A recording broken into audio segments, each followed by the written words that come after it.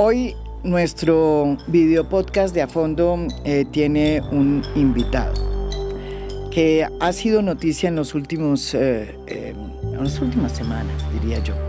Desde que en Cambio sacamos la historia de la manera como la organización de Diego Marín, mejor conocido como Papá Pitufo, intentó penetrar la campaña presidencial de Gustavo Petro. Muchas historias han salido.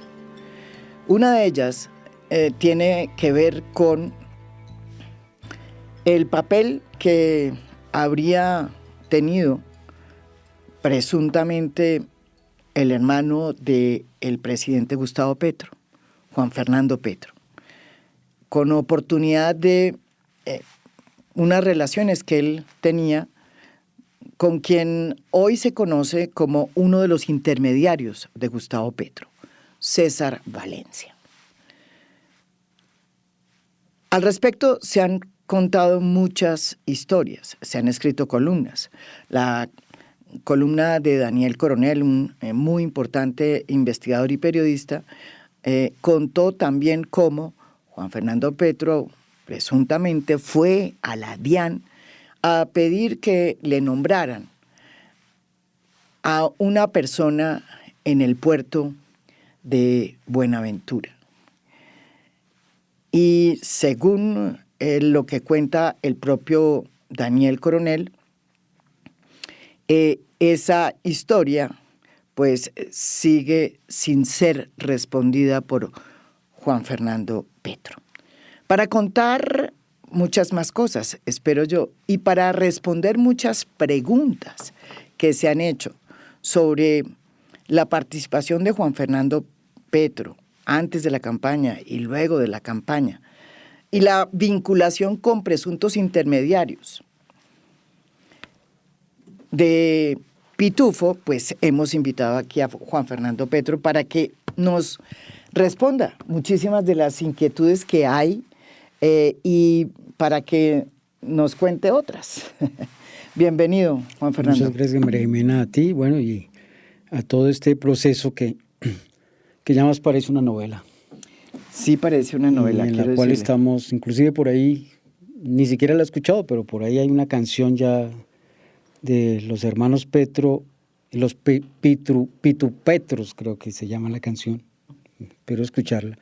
Pero estamos aquí para tratar de, desde mi perspectiva, que era además la única que tengo, aclarar cosas que se han confundido. Y por el hecho de que no he hablado, porque he esperado con toda la serenidad del mundo para que esto se decante, porque se hablan muchas cosas, se tejen otras, se inventan otras, y la experiencia de estos últimos años, de estos últimos 6 años, me ha demostrado que la verdad es un tejido que se expone y es escuchado por quienes quieren escuchar un tipo de verdad, pero es escuchado por otros que quieren escuchar otro tipo de verdad. No es algo objetivo, es muy subjetivo.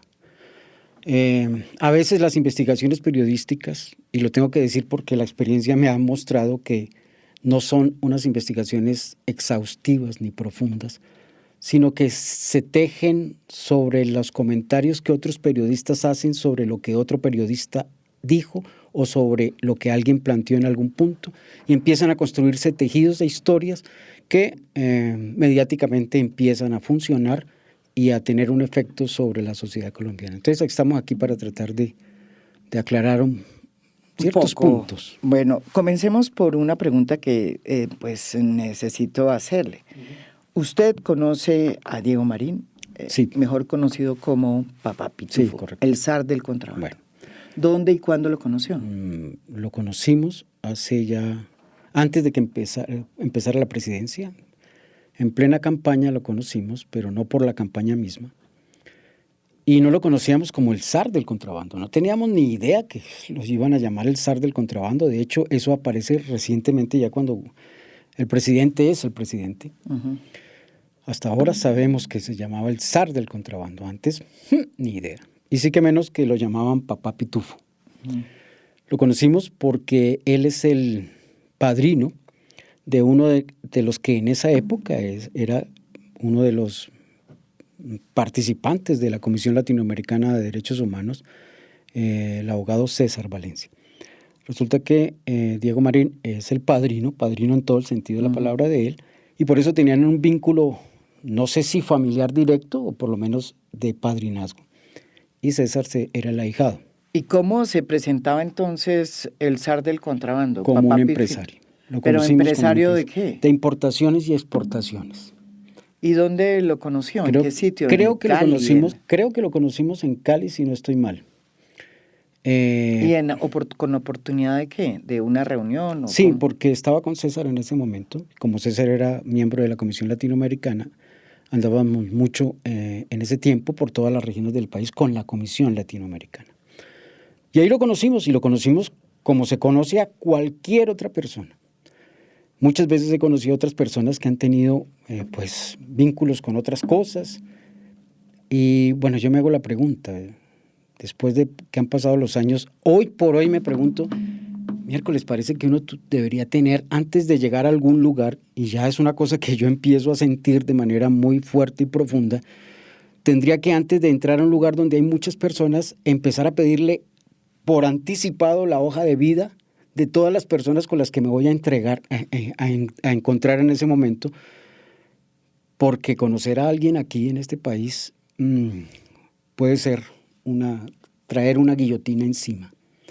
Uno llega a una reunión, conoce un montón de personas, te presentan un montón de personas que tú no conoces. Por lo general la gente nunca dice su hoja de vida en el momento de la presentación, y así Claro. fue como Pero ¿y ustedes se volvieron Marín. amigos? Okay. Con Diego Marín no. Lo conocí, lo vimos unas veces, pero... ¿Y nunca se le acercó a decirle, oiga, yo quisiera aportar a la campaña de su hermano? A mí nunca me dijo que iba a aportar a la campaña de mi hermano. De hecho, hay que tenerlo en cuenta porque también hay que hacer claridad en ese tema. La campaña misma de mi hermano me sacó de la campaña. Eso salió por televisión. El mismo candidato presidencial dijo, mi hermano no está dentro de la campaña oficial porque nunca ha ido a las reuniones, y de hecho es que a mí no me interesaba estar dentro de la campaña oficial por otro tipo de razones que ya la gente ha ido conociendo con el tiempo. Entonces hicimos una campaña independiente muy bonita. ¿Por qué? ¿Por otro tipo de razones? Porque no he creído en mucha de la gente que ha estado ahí vinculada a esas campañas. Porque vimos cómo en muchos lugares casi se agarran hasta trompadas por pequeños liderazgos y cacicazgos de poder, de ilusiones de poder dentro de la campaña, y hicimos nuestra campaña aparte. Entonces, como eso se hizo público, yo no era parte de la campaña. En la investigación que hicimos, en cambio, en la que se reveló por primera vez los intentos de penetrar la campaña de Gustavo Petro por parte de Pitufo, el zar del contrabando, apareció un nombre, que fue el que inicialmente intentó penetrar la campaña de Gustavo Petro, César Valencia. César Valencia no solamente apareció muy temprano, ya cuando ni siquiera se tenía lista la campaña y todavía el senador Petro era senador. Resulta que en ese instante él tocó las puertas de su UTL y habló con el jefe de esa UTL, que era Augusto Rodríguez, hoy el director de la UNP. Y le dijo que había un grupo de empresarios caleños muy interesados en apoyarlo, en apoyar a su jefe, al entonces senador Gustavo Petro. Cuando todavía ni siquiera estaba la campaña en forma y no habían llegado ni Benedetti, ni Roa, ni la misma Laura Sarabia, hubo un viaje a Buenaventura desde Cali. Al entonces candidato Gustavo Petro lo hicieron meter en una avioneta que después se supo que había sido pagada por César Valencia. Ahora resulta que nuestro invitado, Juan Fernando Petro, conocía de tiempo atrás a César Valencia, porque formaba parte, junto con Juan Fernando, de la Comisión Latinoamericana de Derechos Humanos y que recorrió con Valencia todo el territorio de Colombia en el mismo momento en que Valencia estaba tocando las puertas de la campaña para decir que tenía unos empresarios de Cali que estaban con muchas ganas de apoyar la campaña de Gustavo Petro. Y en ese instante es que la campaña de Gustavo Petro se da cuenta que esos empresarios tienen una relación profunda con Papá Pitufo. Le pregunté a Juan Fernando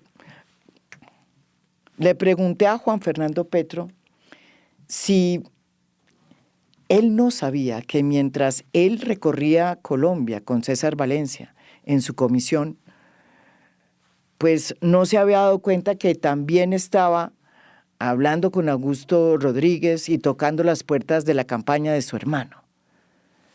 Y miren lo que contestó. Dos cosas sobre eso. Primero, precisamente ahí está la respuesta. Si César Valencia me hubiera utilizado a mí para tratar de entrar a la campaña, no hubiera utilizado a Augusto Rodríguez. ¿Por qué fue entonces a donde Augusto Rodríguez? Porque primero, nunca me dijo a mí eso. Y si alguna vez César Valencia hizo eso que dicen, no lo he leído en contexto porque hasta ahora estoy enterándome bien de los temas, si lo hizo, indiscutiblemente que no lo hizo conmigo.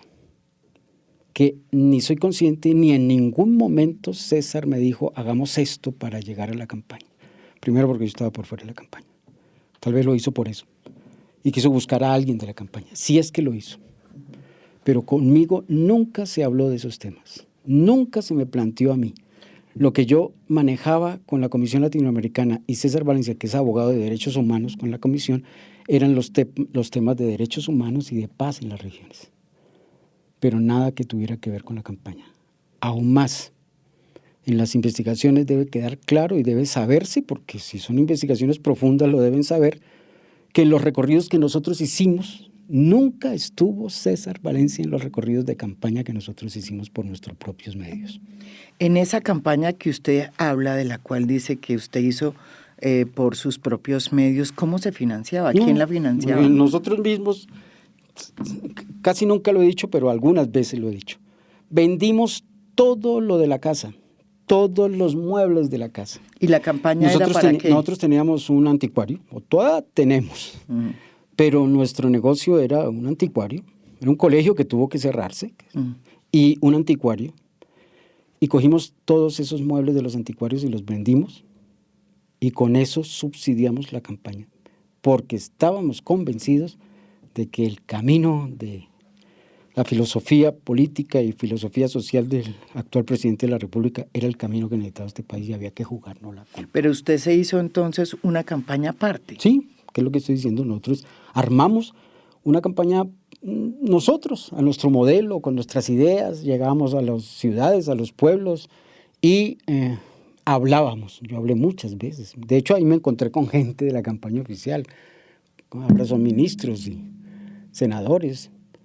Y yo echaba mi visión de lo que pensaba que era. ¿Y fue solamente financiada con los recursos provenientes de la familia? Ah, de la familia no, pues de nosotros. De verdad, nosotros, no. Claro. O sea, por ejemplo, no pidió plata, o sea, no fue financiada por... Hubo amigos que nos ayudaron, sí. Claro, César Valencia, por ejemplo, ¿le ayudó? No, César Valencia no ayudó. Cuando digo de amigos, tenemos amigos en la costa que decían, oiga, hermano, de verdad, venga, 3 millones, 1 millón, 2 millones, con esto paguen los aviones, quédense en este hotel. Muchas veces nos quedamos en hoteles, ni siquiera de camionero, de muertos de hambre. La habitación, el baño, el agua del baño se metía en la habitación. Con eso te decimos. ¿Y usted le decía y le comentaba a su hermano que usted estaba haciendo una campaña paralela? Claro, él sabía. ¿Y qué decía su hermano? A veces se reía, a veces no le paraba bolas. Él estaba muy metido en su campaña oficial. Pero nosotros hicimos una campaña muy bonita que nadie ha reconocido y que dio resultados. Y que lo llevó a un día a hablar con toda la gente de las cárceles Y ahí usted se metió en otro problema. Pero no por la campaña. Ese sí ya no tiene que ver con la campaña. Eso era por nuestro trabajo en la Comisión Latinoamericana de Derechos Humanos, que también fue un trabajo extraordinario que, por desgracia, fue tan burdamente tergiversado que terminó volviéndose algo políticamente utilizado por unos que les convenía, pero dañaron toda la visión bonita que tenía ese proceso que estábamos haciendo. ¿Y cuál era ese proceso que estaban haciendo? Pues mi filosofía desde hace muchísimos años es la reconciliación, el perdón, la filosofía política del amor, la sensibilidad, la humanización, aún en la guerra misma o en los errores o en la corrupción. Hay que juzgar el acto, pero tratar de salvar la dignidad de la persona. Cuando yo fui a la Picota y vi la dignidad de los hermanitos, el que ya falleció, Samuel de los nietos, exacto, del Gordo García y de otros muchos que estuvieron ahí, verlos después de 10, 12, 15 años que había pasado y ver cómo lloraban porque no pudieron estar con sus hijas. Pues tal vez a esta sociedad le importe, es un comino, pero a mí sí me importó. Y entonces yo quería que ese lado humano se empezara a reflejar como un proyecto social de cambio en una pedagogía para una sociedad que todavía no lo ha entendido. Que no importa qué errores se cometan, siguen siendo seres humanos. Porque veo que hay mucha discriminación y mucha soberbia y prepotencia de los que juzgan sobre los juzgados. Y mientras eso no lo cambiemos, esta sociedad va a seguir generando odios y resentimientos. O sea, usted fue entonces a las cárceles ya, digamos, con la bendición del presidente Gustavo Petro. Eso fue mi trabajo. Y yo le pregunto cómo hacía eso, porque es que usted es el hermano del presidente.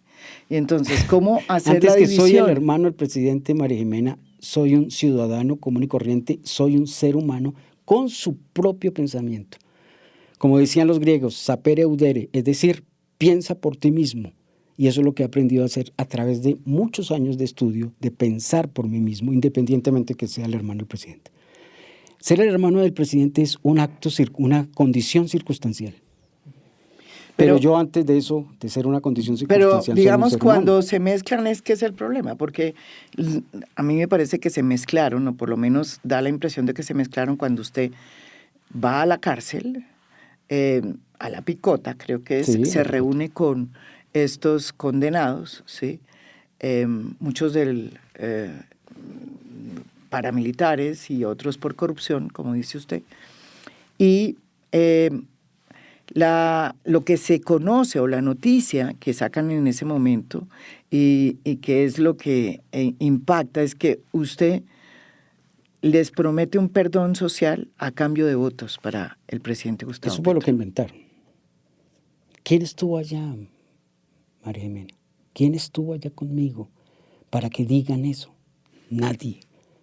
Yo fui con el que después fue el consejero el alto comisionado de paz, sí, y con un abogado llamado Pedro Niño. Pero ¿qué periodista fue allá? ¿Qué político, además de nosotros, fue allá? ¿Quién puede decir qué fue lo que hablamos? Entonces, ¿qué fue lo que pasó? ¿Usted no le prometió votos? O sea, usted no le prometió votos, no, la pregunta no es esa. ¿Usted no le prometió a cambio de que usted iba a montar la política del perdón social porque su hermano era el presidente? A cambio de eso no les pidió los votos de ellos. No, para nada. Nunca. Es que a mí esas son las cosas que me han dado risa de cómo... Y fue Fico Gutiérrez el que después se montó en ese caballito y construyó la historia de todo eso que se está planteando. Nunca. Primero, ¿cuáles votos?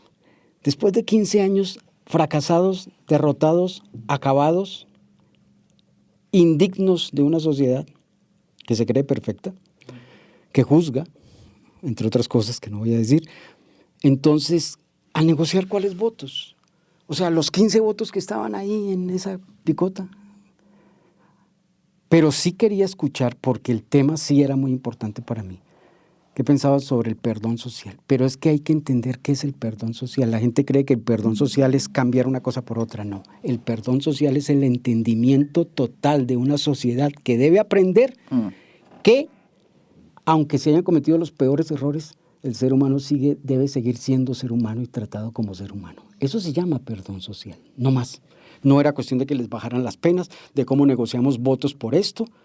Y como eso políticamente no genera ventajas, entonces por eso es que mediáticamente eso no ha sido escuchado.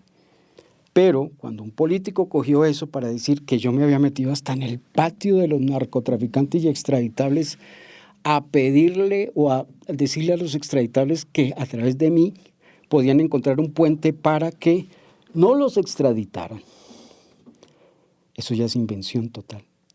Porque además, si hubiesen hecho una investigación total, uno no pasa en la picota o en una cárcel de un patio a otro sin que le pongan sellos, sin que haya registro de huellas, sin que haya la cédula, sin que haya foto y sin que haya... ¿Y por qué eso nunca ha salido? ¿Por qué si era el hermano del casi presidente de la República, cuando los ojos de todo el mundo estaban encima de esas situaciones, por qué eso sí nunca ha salido? Simplemente porque eso nunca pasó. Pero, a ver, ¿usted no le parece que es difícil ese doble papel que se presenta cuando usted trata de ejercer, primero hacer una campaña paralela, después salir a hacer su propia gestión de paz, siendo el hermano del presidente? Es la gente lo que dice, y mire que yo he trabajado, me he encontrado con muchas personas que le han, que lo han visto usted haciendo eso, y la sensación es que usted utiliza el hecho de ser el presidente, el hermano del presidente, para sentarse con los gobernadores, para ir a hablar con las organizaciones criminales, para hacer una cantidad de cosas que de otra forma no podría hacer. ¿Es así? Yo voltearía la torta. Yo no los busco. A nosotros nos buscan. De hecho, yo muchas veces tengo que sentarme con Beth y decir, no nos metamos en esto porque esto, como es, termina después, quién sabe cómo manipulado, tergiversado y termina al revés. ¿Y los buscan por qué? Entonces, ¿por qué? Porque han visto en mí un referente. Cuando en algunos momentos, María Jimena, antes de que Gustavo fuera inclusive candidato presidencial, o sea, oficial, en esta última ocasión, yo ya me sentaba con mucha gente, María Jimena. Y no había problemas. Pero todo el mundo sabía que dentro de la baraja de posibilidades, Gustavo Petro podía ser no solamente el candidato presidencial, sino posiblemente presidente. Pero hasta ahí no había problemas porque también había la posibilidad de que otros le ganaran. Pero no fue sino que mediáticamente ya fuera ascendiendo Gustavo Petro como el candidato que puede ganar, en que ahora sí me convertí en un problema. Pero el problema no era yo. El problema es lo que todo el mundo, inclusive periodistas, todo el sistema mediático, todo ese universo político corrupto, hipócrita que vive Colombia, el problema está ahí. El problema no soy yo estaba haciendo mi trabajo. Si lo empiezan a confundir porque es el hermano del presidente que entra a una cárcel que habla de paz, el problema no está en mí, porque lo volvería a hacer. Pero es que le pasó también cuando entró con la camiseta de la comisión y se sentó con los alcaldes en el norte de Antioquia. Porque Dijeron, soy pero miembro, porque en ese momento era miembro de la Claro, pero comisión. también era el hermano del presidente, y entonces usted dicen que llegó allá a promover que iban a hacer carreteras, no sé qué. Yo no fui ¿Cómo allá, hace María Jimena, eso? a mí me invitaron. Si es el hermano del presidente. A mí me invitaron. Y yo sin fui, creer sus suspicacias. Correcto. A mí me invitaron. ¿Y por qué me invitaron? Yo no soy parte del gobierno, María Jimena. No soy del gobierno. Pero resulta que el gobierno no hace ni miércoles en los territorios. Lo siento. El presidente tiene todas las ganas. Por eso todos sus líos ahí con los ministros y todo esto que pasó. Porque el presidente quiere que su proyecto político se cumpla en los territorios. Pero de ahí para abajo hay mucha gente que no quiere o que está mirando para otro lado. Entonces, alcaldes, gobernadores, asociaciones, juntas de acciones locales, líderes sindicales, campesinos, de toda vaina, al ver que no tienen una voz dentro del gobierno, no el presidente, sino dentro del gobierno, que nadie los escucha, que vienen a Bogotá, golpean 100.000 millones de puertas y los mandan al carajo como si no fueran seres humanos. De pronto encuentran que el hermano del presidente es el único que los escucha. Entonces me buscan, que por lo menos yo puedo decirle a Gustavo, mire lo que está pasando. ¿Y usted tiene una relación cordial, directa, muy cercana con el presidente todavía? Hasta ahora creo que sí, pero no tengo ni idea qué va a pasar después. ¿Por qué? si todas estas cosas siguen así. Pero vamos entonces a un episodio que yo creo que necesita explicación y que lo escribió muy bien Daniel Coronel en su columna y lo dijo en su reporte Coronel en la W. Él se remitió a otro episodio que fue a comienzos de este gobierno, cuando usted le pidió una cita al entonces director de la DIAN, Luis Carlos Reyes, para, según Luis Carlos Reyes, entregarle la hoja de vida de un sindicalista, John Freddy Restrepo Toro, con el propósito de ver si se lo ponía como director o jefe, no sé cómo es el título, del puerto de Buenaventura, que es uno de los puertos más codiciados por la clase política, no solamente por el zar del contrabando. Entonces, lo que yo quería preguntarles, ¿usted entró en calidad de qué? ¿Por qué llegó al DIAN? Y decidió decir, mire, es que yo tengo esta hoja de vida. ¿Por qué lo hizo si usted, como dice acá, no le interesa estar metido sino en ayudar a que la paz total sea una realidad en Colombia? ¿Por qué llega con una hoja de vida como cualquier, digamos, político tradicional y le pide a Luis Carlos Reyes que le nombre a su protegido en el puerto de Buenaventura? ¿Eso no levanta muchas más suspicacias? Sí, levanta más suspicacias, pero es que eso no fue así. Primera pregunta mía. ¿Por qué si eso sucedió hace 1 año y picote o 2 años, no sé, ya 2 años y medio, inclusive casi 3 ya? ¿Por qué el doctor Luis Carlos Reyes, ahora en este momento, después de la turbulencia y el huracán, donde él quedó también ahí envuelto ¿por qué lo dice hasta ahora? ¿Por qué como ministro, cuando fue director de la DIAN, no llamó al presidente y se lo dijo, o no llamó a los medios y se los dijo? Porque las cosas no fueron así. ¿No? Y no usted sé, no fue a... perdón. No sé qué esté pasando por la cabeza de él frente a ese tema, pero yo no estoy negando que no fui. Yo estoy diciendo que sí fui. Sí, usted le dijo eso a Daniel Coronel. Correcto, sí fui, pero no con esa razón de llevar una hojita debajo del brazo. Ay, si me ayuda con esto para no sé qué. No. El colectivo de Sintradian en pleno estaba buscando desde hacía mucho tiempo antes de Reyes de poder hablar con la dirección de la DIAN, porque no sé entre el pliego de peticiones que tenían, qué peticiones tenían y ninguna de esas peticiones se les había cumplido. Y había sido imposible para ellos poder acercarse, no sé por qué razón. Y entonces, siendo coherente con lo que he dicho, que yo no he ido a buscar, sino que muchas veces es a mí a quien me buscan. Me buscaron. ¿Y quién la buscó? El sindicato. El sindicato. Y me dijeron, ayúdenos a tener una reunión con el director de la DIAN, porque resulta que hemos golpeado todas las puertas y nadie quiere escuchar nuestro pliego de peticiones porque allí hay un montón de incumplimientos cuando se había prometido el cumplimiento, les habían incumplido no sé qué cosas desde hace mucho tiempo y me solicitaron eso. Pues yo fui y hablé con el director, aún más no estaba solo, eso era una mesa que estaba llena de asesoras y asesores de él y ahí delante de ellos lo hablamos. Y yo le dije eso, el colectivo Sintradian quiere hablar con usted. Yo en este momento no me acuerdo ni quién era el presidente de Sintradian en ese momento, ni quién eran los otros, pero sí recuerdo que eso fue así. Y él me escuchó. Ahora, después yo dejé ese tema, porque no sé si al final el colectivo pudo hablar con él, les cumplieron lo del pliego de requisitos o unos puntos, otros no tengo ni idea. Pero esa fue la reunión. Claro que estuve allá y hablé con él. Pero no fue por esa razón.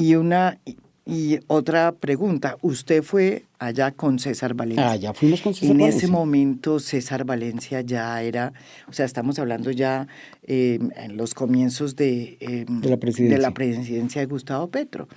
Y usted para entonces tampoco sabía que él era un intermediario de Pitufo.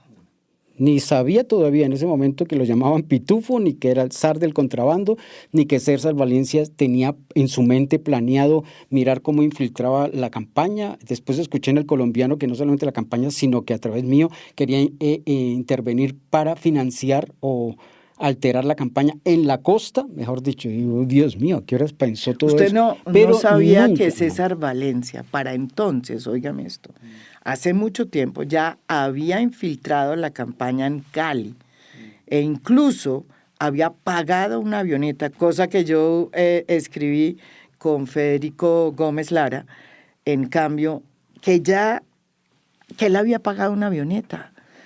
No lo sabía. En la que Ni idea. estuvo montado y se montó el entonces candidato Gustavo Petro. Y estamos hablando de septiembre, octubre, incluso noviembre, o sea, del 2021, al inicio, puro inicio de la campaña. ¿Usted no sabía eso? Ni idea, María Jimena. Y aquí lo digo de frente y con toda la tranquilidad. No tenía ni idea. Ni siquiera sabía que en esa época o candidato presidencial o precandidato se había montado en una avioneta. Yo sí que menos. Yo no tengo que la había pagado César Valencia, ni idea. su amigo. Nunca en mi vida me he metido en los temas de campaña de Gustavo. Siempre he hecho las cosas por nuestra propia cuenta como familia. Y nunca he sabido si Gustavo Petro se montó en avionetas, en aviones, en Satena, en Avianca, Pero, en particulares, en privados. Y Nunca. aquí lo contesto claramente y de manera rotunda para que no quede después por ahí volando la interpretación en los micrófonos de otros periodistas. Nunca lo supimos, no lo sabía. Hasta ahora me estoy enterando que César Valencia estaba manipulando la campaña. Eso nunca lo teníamos. Pagó una avioneta no sé si la a pagó. Buenaventura Bueno, desde ok. Cali. Bueno, sí la pagó y ustedes tienen la investigación, María Jimena, es así. Pero, y tercero, nunca él me dijo nada de esas cosas. Claro, tal vez o me estaban utilizando o simplemente nuestros temas de interés pasaban por otro norte, pero nunca supimos. Yo nunca supe que mi hermano se había subido una avioneta pagadas por ellos o alguna cosa así por el estilo. Usted, por ejemplo, cuando iba con César Valencia, ¿en qué avionetas se transportaba? Con César Valencia nunca nos montamos en una avioneta. Nunca nos montamos en una avioneta. Íbamos cada uno, jamás, muchas veces, la gran mayoría de veces que yo recuerdo, cuando yo llegaba al lugar, ellos llegaban al lugar por sus propios medios y su propia cuenta. ¿Y usted también no usaba sino avioneta? Avioneta La no. única vez que me monté en una avioneta fue para ir a Arauca, por encima de la serranía del Cocuy, en la Sierra del Cocuy. Fue la única vez. Y no fuimos con César Valencia. No.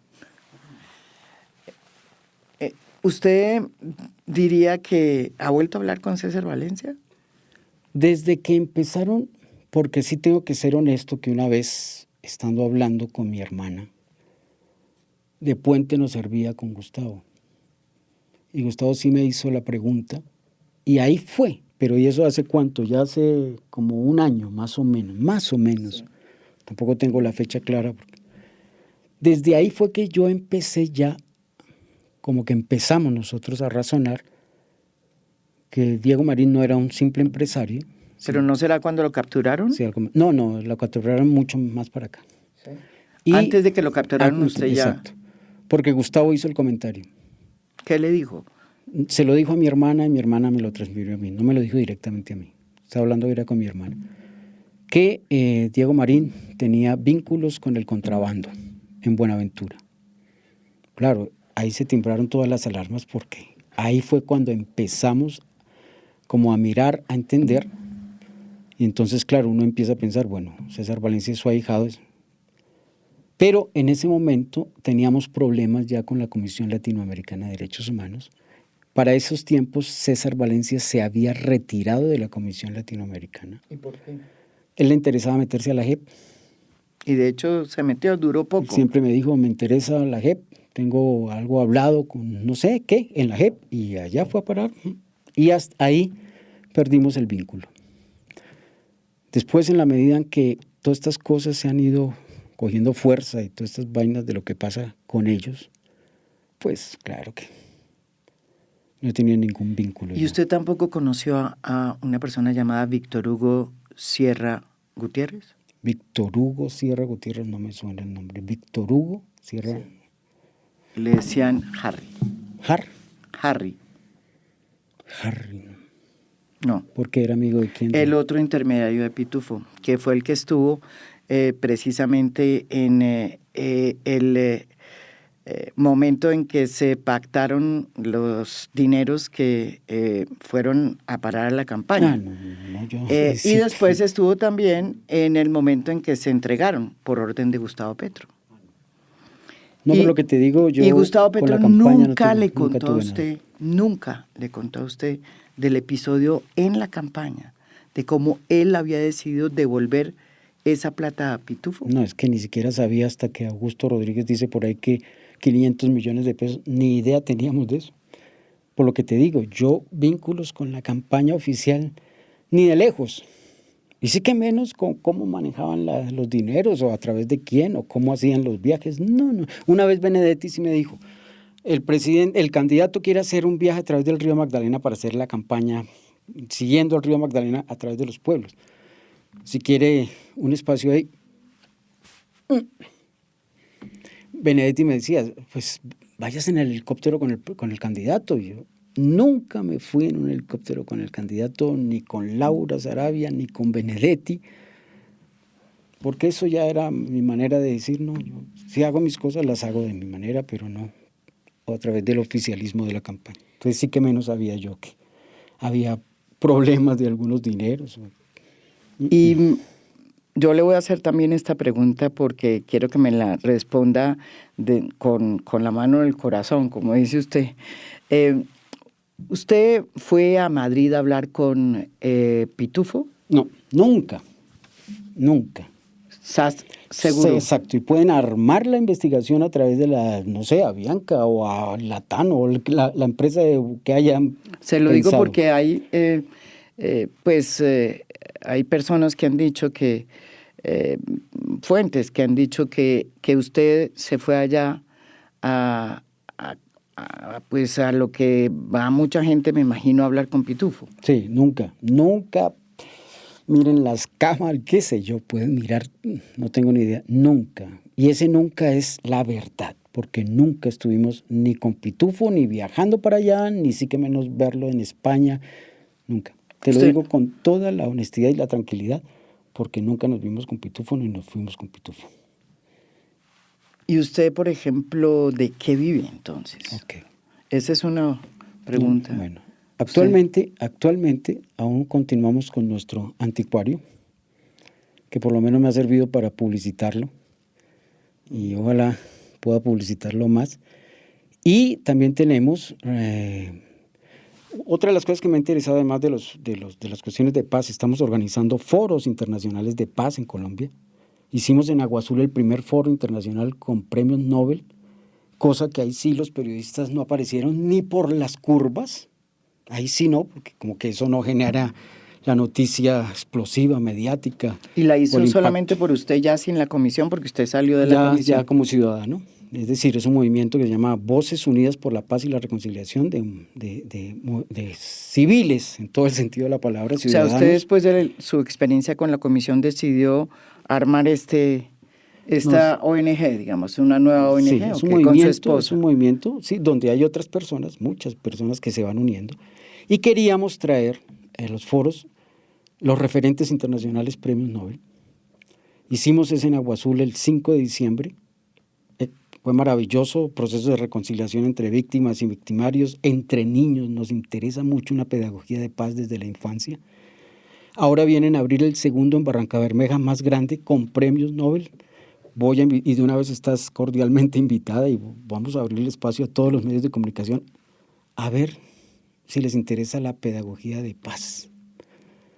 Porque cualquier cosita que suceda y empiezan a armar las conexiones sobre escándalos, con la misma razón, María Jimena, deberían las verdaderas cosas que se hacen, entonces también publicitarlas. ¿Y cómo se financian esos foros? A través de las regiones, a través de la gente, a través de empresarios, pero empresarios limpios, no porque ya he aprendido la lección y miramos hojas de vida, a través de gente que dice, oiga, A mí también me encanta eso de la pedagogía de paz. Pero ¿cómo es? Pero digamos, ahí volvemos al mismo problema que teníamos antes.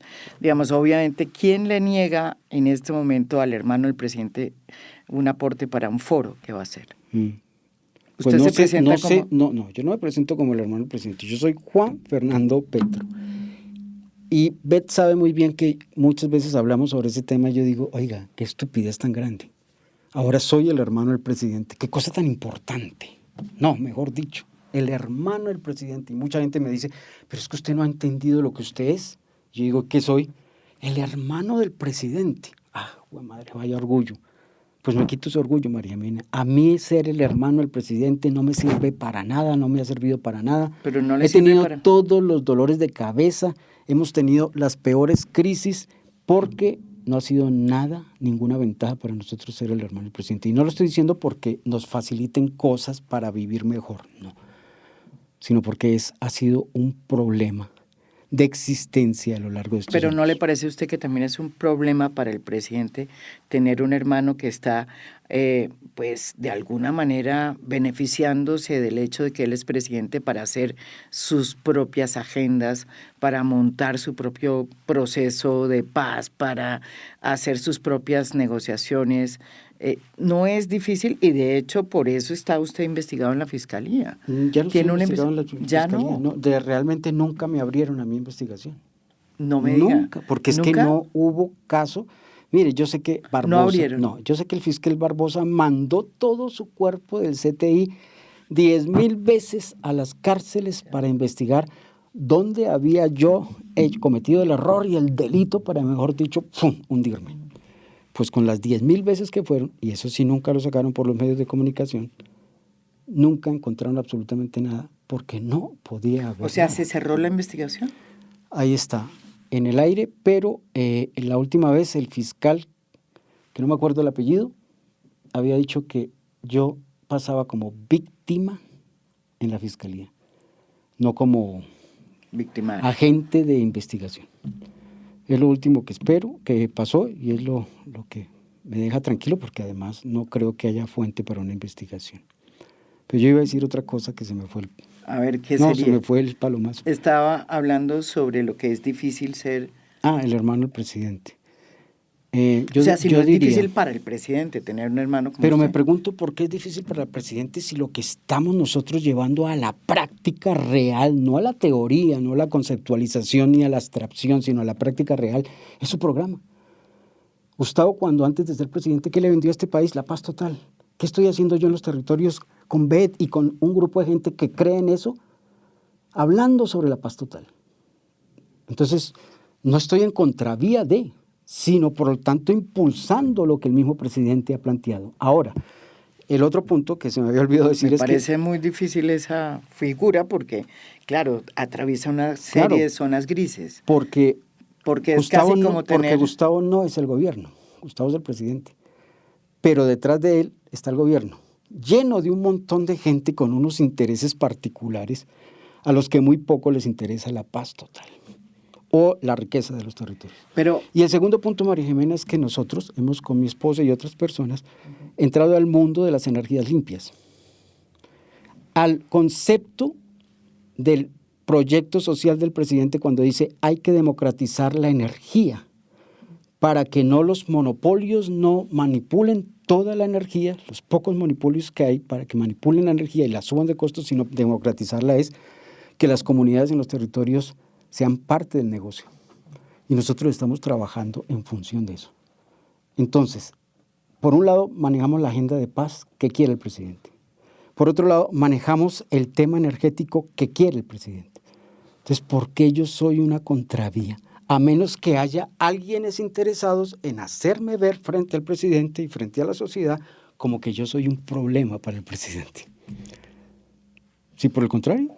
Pues es difícil porque usted tiene su propia agenda y no es la agenda institucional. Pero es no una está agenda, metida en la agenda institucional. Es una agenda... O sea, usted, por ejemplo, habla con Oti Patiño, habla con ellos para desarrollar todos estos proyectos que tienen que ver con la paz total. Los ciudadanos tienen que hacerlo, María Jimena. O sea, un ciudadano que esté convencido. Ojalá todos estuviéramos convencidos de esto y que saliera por ahí en otro rincón Raúl Pérez montando un programa de pedagogía de la paz en su región. Usted que Ojalá conoce, Oti Patiño se diera cuenta de esas cosas. una de las cosas que también le quería preguntar, usted conoce bien al presidente, ¿cómo lo ve? ¿Cómo lo siente? Solitario, completamente solitario. Es un hombre de una fortaleza extraordinaria, con un proyecto social único y que debería haber sido entendido por todos los estamentos de esta sociedad y de la política, y todos deberíamos estar congruentes con lo que él busca, pero en la gran mayoría de los estamentos lo han dejado completamente solo porque no les ¿Pero importa. lo han dejado solo o él más bien ha dejado de estar pendiente de lo que se llama el ejercicio propio de gobernar? Él es muy bueno planteando tesis, diagnósticos, pero a la hora de ejercer como gobernante. Ay, María Jimena, Por eso le él es pregunto, un ¿cómo es fijador que de es? nortes. Sí, él es un fijador de nortes. Pero Otros tienen que construir esos nortes. O sea, la ruta para ir hacia allá.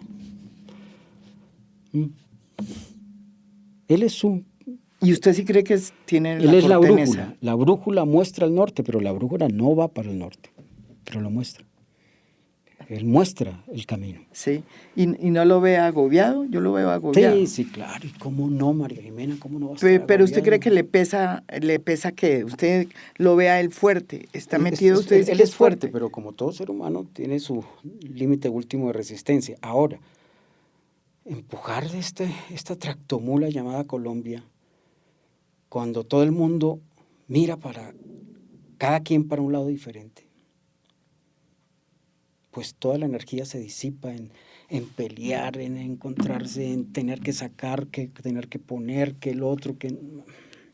Yo lo veo agobiado, cansado, y lo hemos hablado también, a mí me duele que semejante proyecto social tan extraordinario se difumine en todos esos mecanismos operativos intermediarios del gobierno que les importa es su interés particular.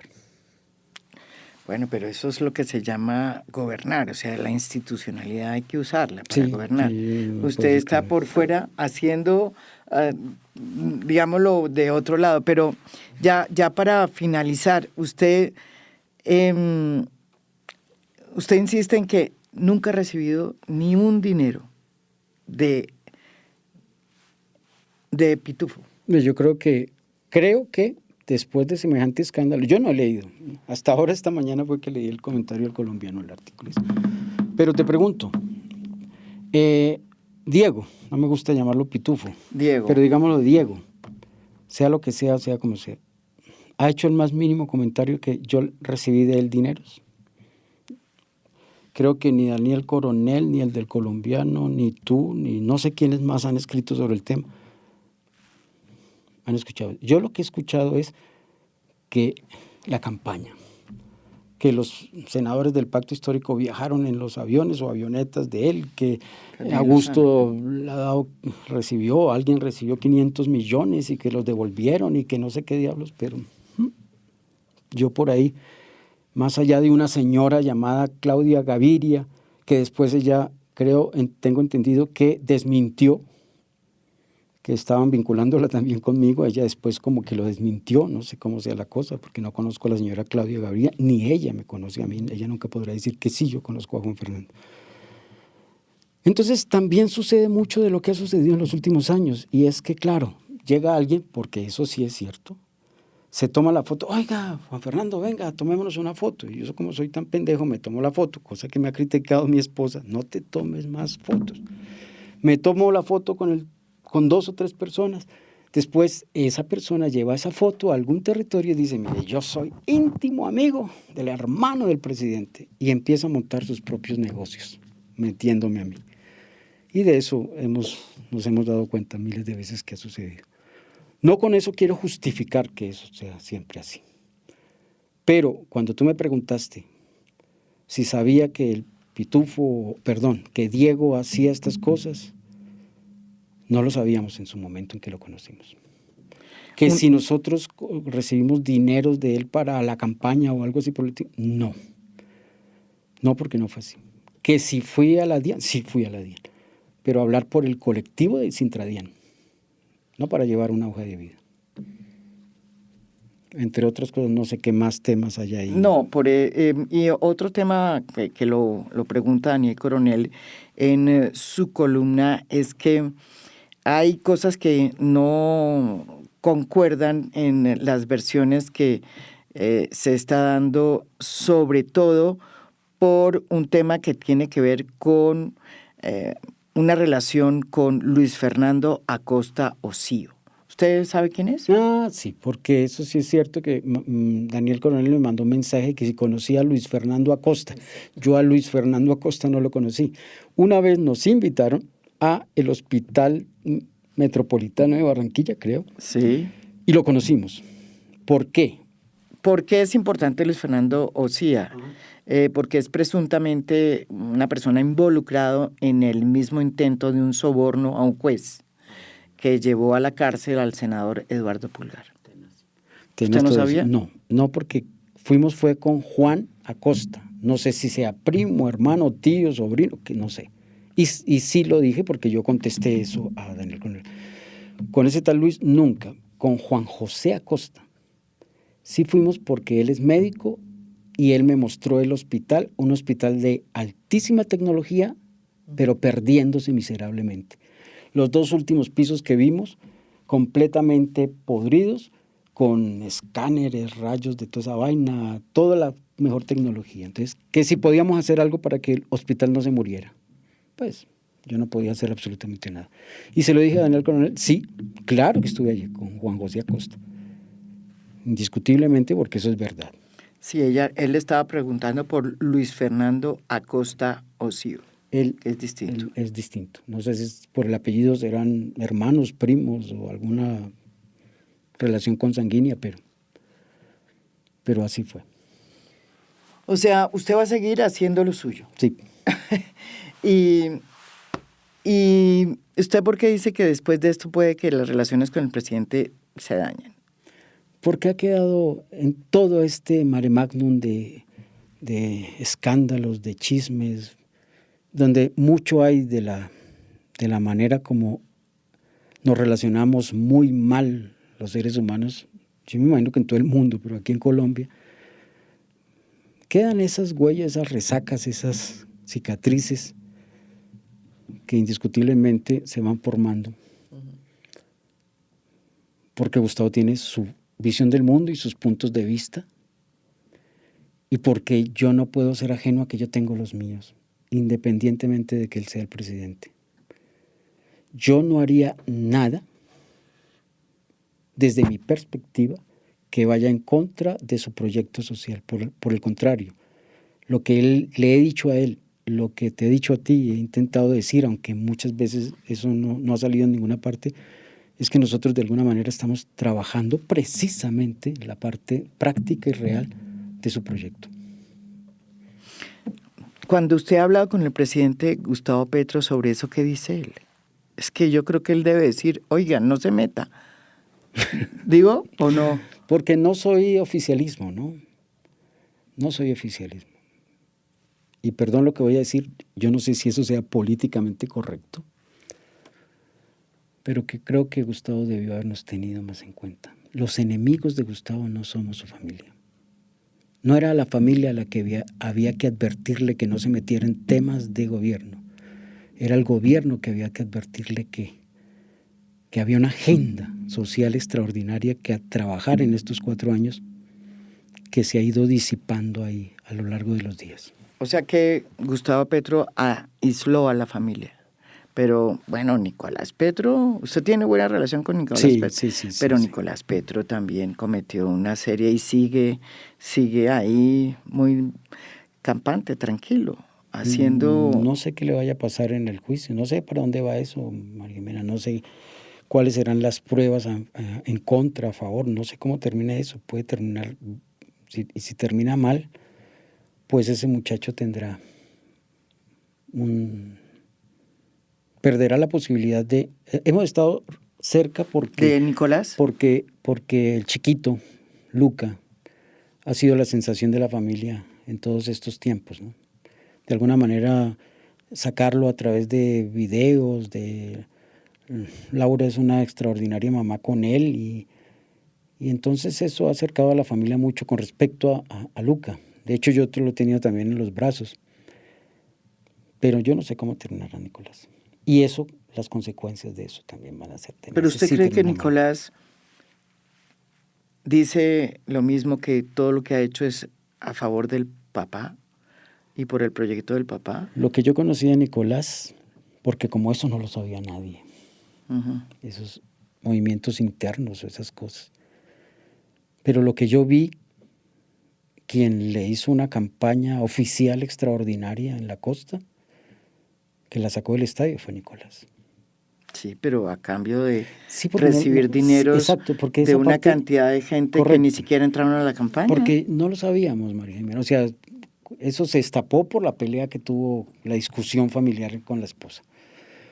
Pero sacando eso, o sea, eso no lo sabíamos. Era, te digo, lo que veíamos dentro de la campaña, lo que hacía Nicolás, sin que supiéramos que estaba haciendo lo otro, que estaba pasando lo otro, hizo una campaña extraordinaria para el presidente. Y él tiene cómo sostener su vida, que vive casi como una persona como un millonario. ¿De No lo dónde sé. saca la plata? María Jimena, no sé. Ahí sí yo.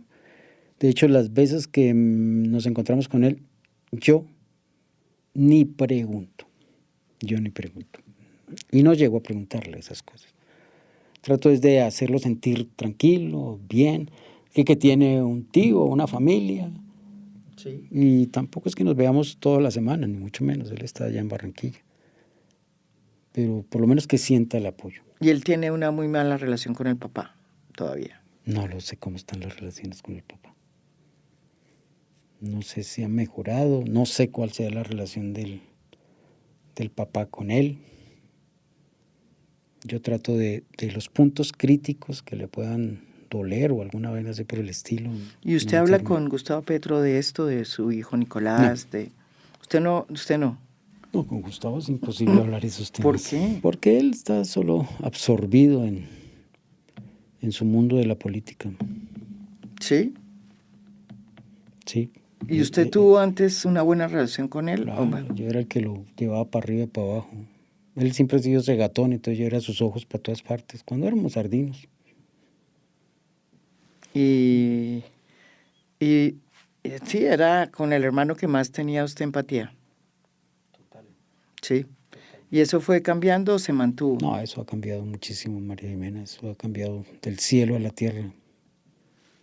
¿Por qué dice usted? Por todo esto. ¿Con el poder? Con el poder. Es que es una vaina. Ese vínculo del poder o lo que influencia el poder en la psicología de un ser humano es monstruoso. ¿Y usted cree que él ha cambiado mucho? Pues siempre ha seguido siendo el mismo solitario, ¿no? Eso sí estoy de acuerdo. Pero ha cambiado para usted, veo. Para la familia. Para la familia. ¿Sí? ¿Por qué? Pues tal vez él lo piense que es lo mejor, pero aislar la familia de todo. Pues yo pienso que es lo mejor. O sea, como presidente le tocaba. O si no, o sea, ese es el problema que tienen con Nicolás y uno de los problemas que tiene con usted como presidente, digo yo. Porque lo otro es traer a toda la familia que estuviera formando parte del gobierno. Eso es difícil. Nosotros le hubiéramos ayudado en los territorios como nadie le ha ayudado en los territorios. Yo me hubiera ido por esos territorios todos los días a mirar que los proyectos se hubieran cumplido, que ahí donde esto no se hubiera cumplido, trata de decirle al presidente, mire, en la agenda todo esto se cumplió, esto no se... No habría tenido que esperar 3 años para encontrarse una noche frente a los ministros y darse cuenta de que la gran mayoría de los puntos de gobierno, ninguno se ha cumplido. Pero eso no, la culpa es de los ministros. ¿Y no será la culpa también de una falta de liderazgo de Gustavo Petro? No lo sé, no lo sé. Puede que haya cosas de verdad en todo eso, pero Pero también es cierto que, carajo, solo el visionario es el que tiene la visión. ¿Usted qué le diría a Gustavo Petro, finalmente? Que se reelija. ¿Qué? Eso. Pero no puede, No puede, constitucionalmente. yo lo sé, lo tengo claro porque ya lo montaron para que no se reeligiera. No, pero es que ya no se puede. Pues se digamos, puede. Es decir, constitucionalmente no se exacto. puede. ¿Cómo lo veo yo, María Jimena? Y es lo último que voy a decir. Ujú. No es el presidente como tal, es un proyecto que se le vendió a un país a través de generaciones y en la cual mucha gente se fue sumando hasta que lo logró. Sí. En la punta del iceberg es el presidente, pero el presidente no es el proyecto. Ahora, el problema es que ese proyecto que él le lanzó a la gente puede morir ahorita temprano en el 2026. Porque yo no veo ni a Gustavo Bolívar, ni a la Pizarro, ni a la Corcho, ni a este, con la fuerza suficiente para llegar a la presidencia. Y si suben los de la oposición, en los mejores términos, van a destrozar, no van a dejar ni siquiera una piedrita de lo que podría haber sido este proyecto social. Y eso es triste, monstruosamente triste. Hubo muchos, no voy a dar nombre, pero muchas generaciones de gobernantes que no hicieron nada realmente por el país social y campesino, que a la hora del té es la mayoría de este país. No hicieron nada, pero sí hacen todo lo posible por impulsar una idea y una visión de que este gobierno es un desastre. Pero durante tantos años no hicieron nada y ahora quieren salvar la patria. Usted se le ve como si, mejor dicho, hubiera querido también ser político y llegar al poder. María Elena, me han pedido que me lance a la Cámara, que me lance a las gobernaciones, que me lance al Senado de la República. ¿Quién le ha pedido? Hay gente por muchos lugares. Y yo hasta el momento he dicho que no, porque qué cosa tan horrible, tan monstruosamente hipócrita, falsa, mentirosa y aberrante es la política aquí en Colombia. Y si uno se pone a ser honesto y tratar de decir las verdades que aunque no le gustan a muchos, entonces lo aplastan a uno. Y esa vaina no es con nosotros. Ya Gustavo hizo el intento y más que suficiente. Cuando yo lo veo a usted, Juan Fernando, es inevitable hacer la referencia a el carácter de los Petro. O sea, es muy parecido usted a Gustavo Petro, esa como manera de mirar las cosas, de contarlas. Sí, muy parecidos. Son muy parecidos y también, digamos, hay cierta distancia que se impone en ciertos momentos. Sin duda alguna, esta manera de ser del presidente, que usted también la tiene, está influyendo en este gobierno, ¿o no?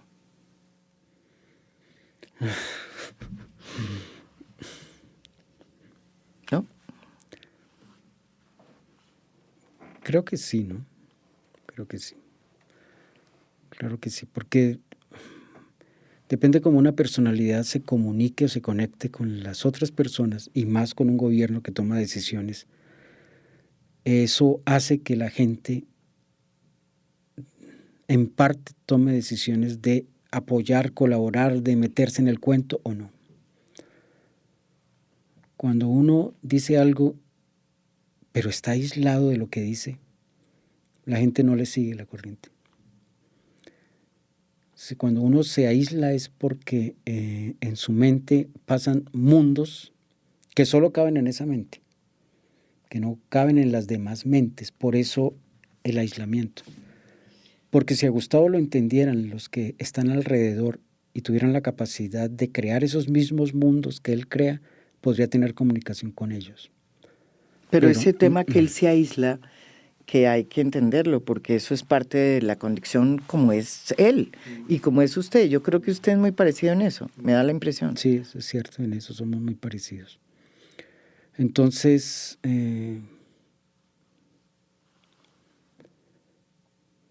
esas personalidades, ese tipo de personalidades, se aíslan porque no encuentran con quién comunicarse.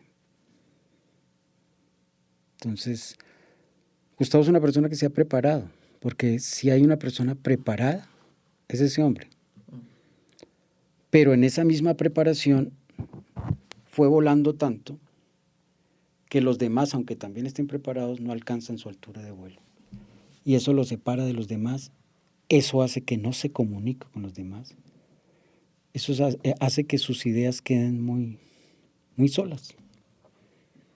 Y si a eso le metes no solamente un problema de mentes, sino de personalidad, entonces en vez de acercar esas mentes, la personalidad de un individuo puede hacer que se separe más de las otras.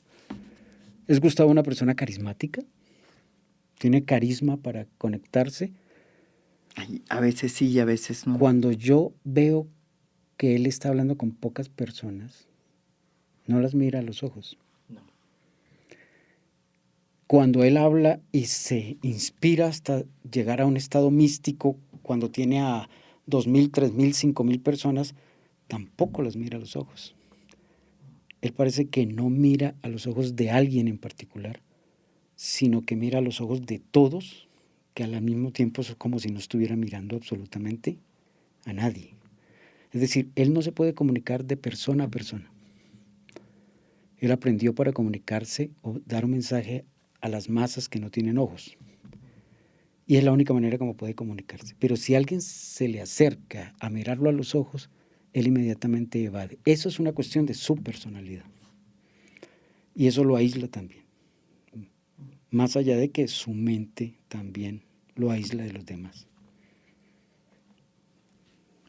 ¿Y usted cómo ha convivido con esa misma manera? Cuando estuvimos en la elección de alcaldía para Bogotá que ganó Claudia López, yo fui a la casa de él, porque me dijo, venga. Y nos sentamos a ver las votaciones, las cosas esas que van tantos votos y tantas cosas. El saludo fue, hola, hola. A los 15 minutos él estaba dormido y a los 15 minutos yo estaba dormido. Nos despertó Verónica. Él no dijo nada, yo no dije nada. Ganó Claudia López. Él apenas dijo. Y entonces yo miré el reloj y dije, me tengo que ir, hasta luego. Y eso fue todo. Esa es la condición natural de una persona que no habla. Cuando estamos reunidos, todo el mundo habla, todo el mundo se ríe. Mi hermana es una buena comunicadora porque habla hasta por los codos. Y Gustavo simplemente es y ya. ¿Y usted también? Yo hablo un poco más que él. Aquí me están diciendo que eso no es cierto. Bueno, yo creo que es importante también, le agradezco esta sinceridad porque también es importante entender qué pasa por esa mente del presidente y esa personalidad que sí está influyendo en este momento a la hora de gobernar. Muchas gracias. No, María Jimena, a ustedes muchas gracias.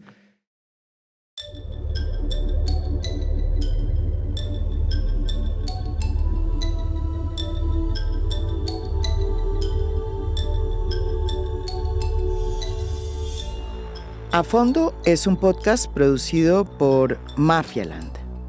Producción general, Beatriz Acevedo. Producción de audio, Daniel Chávez Mora. Música original del maestro Óscar Acevedo.